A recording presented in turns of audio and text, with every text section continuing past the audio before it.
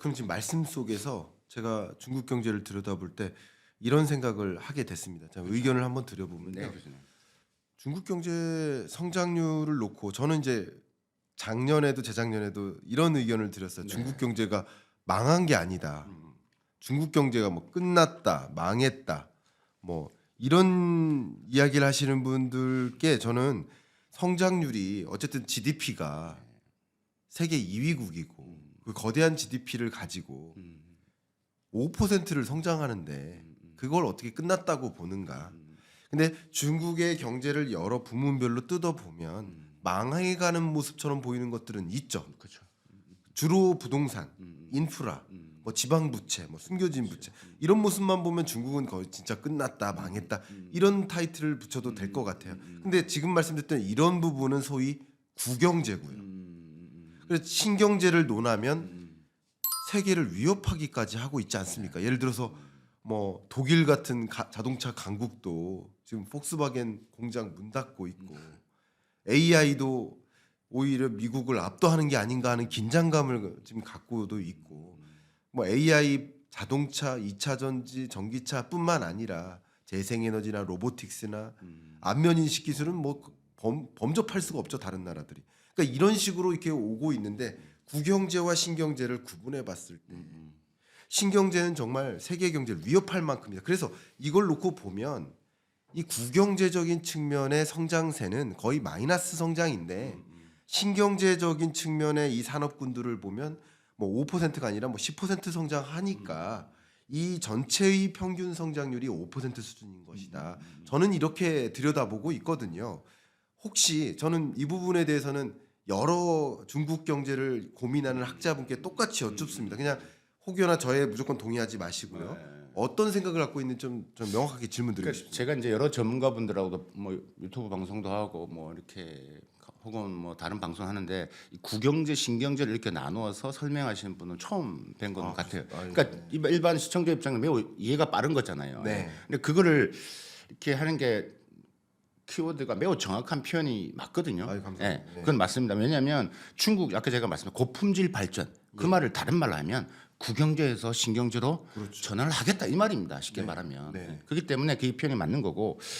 그래서 지금 뭐 중국 경제 뭐 망한다. 솔직히 뭐 그런 걸 좋아하시는 분도 있겠지만 근데 팩트를 가지고 보면 절대 안 망합니다. 안 망하고 약간 말해서 부동산 안 좋고 중국 일단은 왜 그러냐면 중국 공산당, 중국 중앙정부 부동산의 리스크를 이미 대외적으로 이야기했을 자체는 자신이 있다는 얘기예요. 네. 그러니까 영향을 미치고 있고 문제는 그게 내려가서 사람들의 소비가 안 되는 게 걱정인 거지.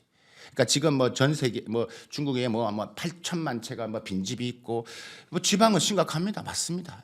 지방은 뭐 저도 많이 가봤고 지원하는데 그게 유령해지 저도 많이 봤습니다. 저도 같이 많이 봤기 때문에 그러니까 그런 부분이 있는데 그게 이제 부동산이 바로 어디로 연결되면 바로 지방 부채랑 연결되는 겁니다.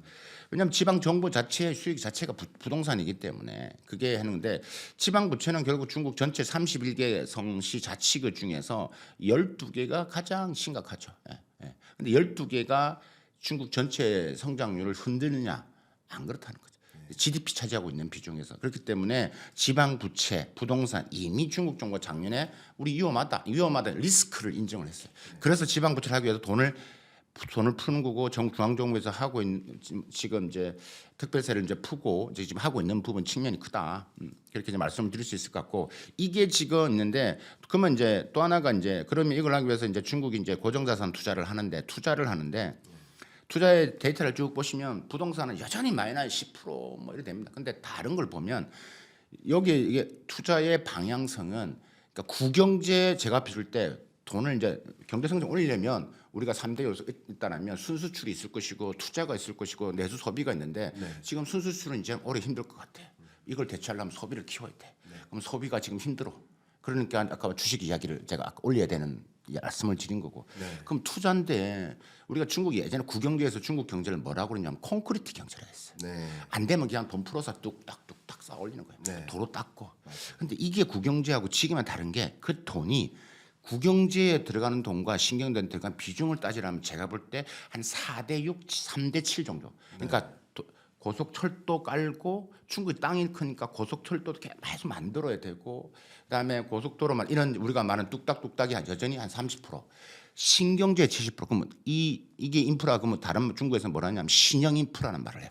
5G 기지국 데이터 센터 요번에 미국이 스타게이트 한다는 게 AI 인프라 까는 거거든요. 그러면 중국은 지금 깔려 있지만 더 깔겠다. 돈을 더 푸는 겁니다. 그러니까 신경제에 대한 인프라 깔린다. 그래서 뭐 저는 지금 이렇게 좀 정리를 해서 설명드리면 될 것 같고 교수님이 분석하신 이런 부분 맞고요. 국영제도 여전히 중국은 중요하다. 그래서 지금 중국 정부 입장에서는 약간의 딜레마가 있는 게 뭐냐면 국영제에 연결되어 있는 아주 많은 서민들이 있다. 지금 민영 기업들이 문을 닫고 어려움이 있단 말이에요.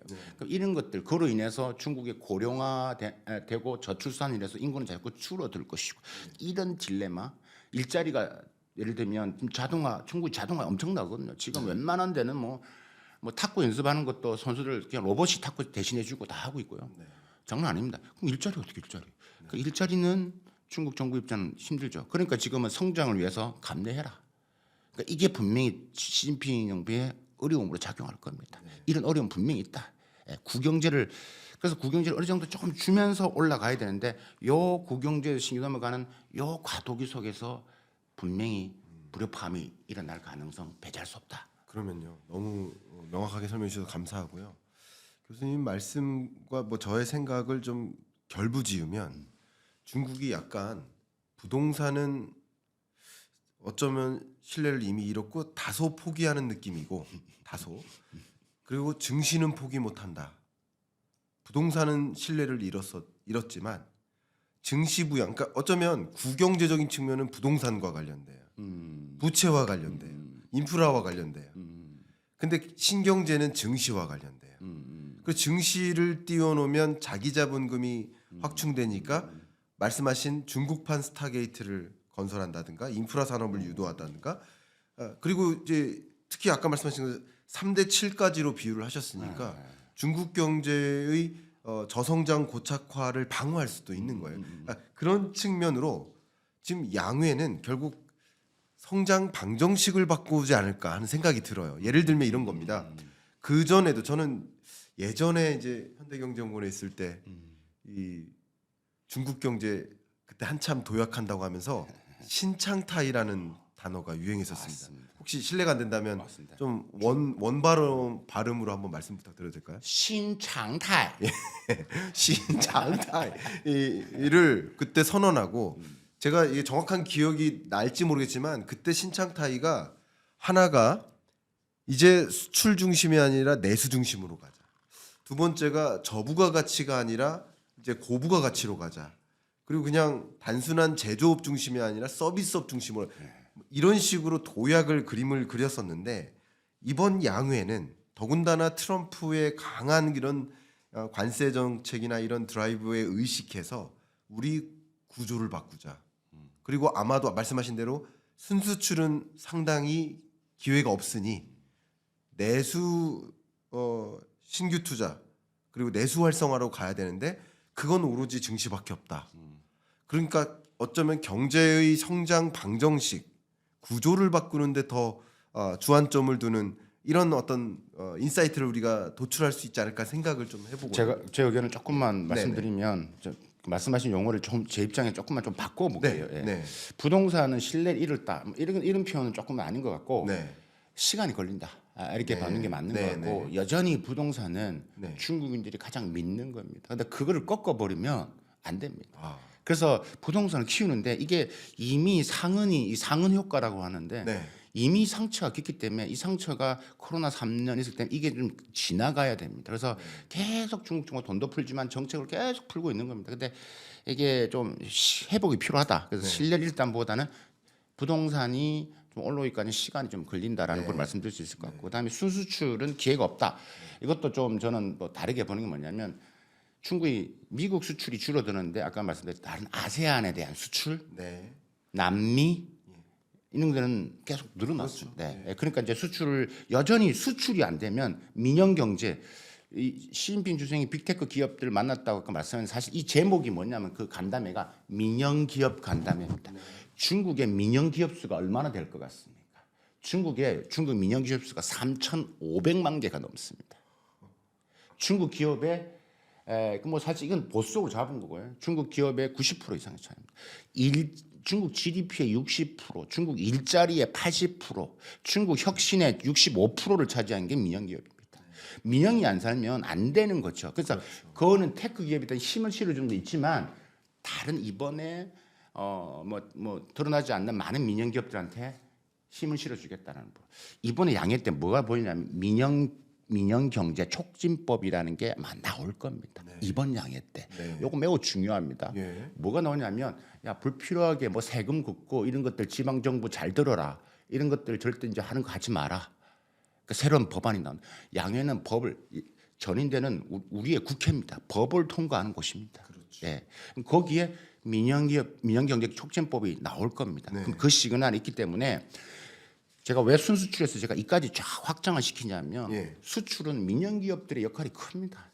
지금 제가 몇 달 전에 출간한 알테시톡의 공습이라는 책에도 있지만 여전히 지금 중국에 있는 그 섹터들 저렴하게 만들어서 수출하는 부분에서는 차지하기 크기 때문에 순수출도 계속 해야 됩니다. 그 대신 미국이 힘든 거지 아세안 지금 뭐 알리테무신 여전히 지금 확대를 하고 우리나라 계속 들어오고 있잖아요. 이기 때문에 기회가 없다보다는 중국은 미국의 볼륨을 줄이고 아세안, 남미, 아프리카, 유럽까지 그럼 계속 이렇게 할 겁니다. 그렇기 때문에 비중은 줄어들겠지만 중국 수출을 위한 부분들을 계속 키워 나가는 것은 뭐 어쩔 수가 없다. 네, 중요한 의견 또 주신 것 같습니다.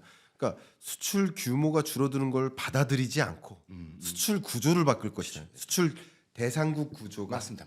미국이 아닌 다른 대상국을 중심으로 아세안 그렇죠. 수출을 늘려 나갈 것이다. 이렇게 들여다볼 수 있을 것 같습니다. 제가 몸부림치는 거죠. 네, 그렇죠. 중국은 몸부림을 친다라는 말씀. 수출 확대를 위해서. 네네.